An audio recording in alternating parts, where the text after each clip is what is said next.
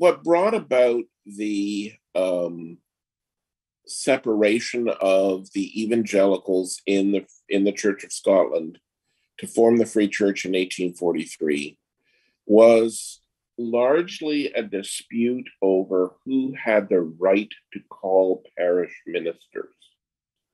Going back as far before the Reformation in Scotland, it was often the local landowner who appointed the parish priest. And even after the Reformation, a lot of wealthy landowners felt that the local parish church was something that they controlled and that they should have the primary say in who became the minister.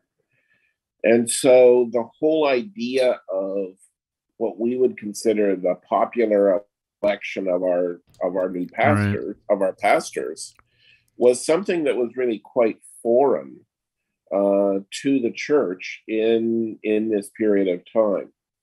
But increasingly, there is a sense that the church, under the establishment principle, has the proper say, responsibility for the administration of the church.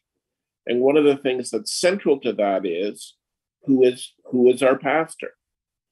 And so the whole idea of popularly electing the minister became a point of real conflict.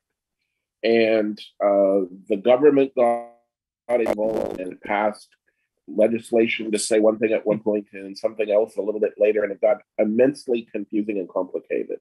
But eventually, what happens, just in the late 1840s, in the early 1840s, is that the notion that local congregations can call their own minister is essentially ruled out by the government and by a number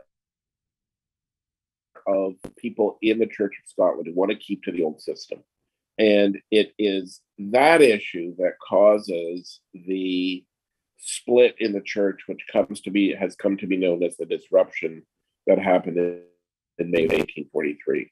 And it's not that Chalmers and the evangelicals in the Church of Scotland think that the establishment principle is wrong, but what they firmly believe is that the government is now interfering in one of the fundamental areas of church jurisdiction, which is calling out the pastor.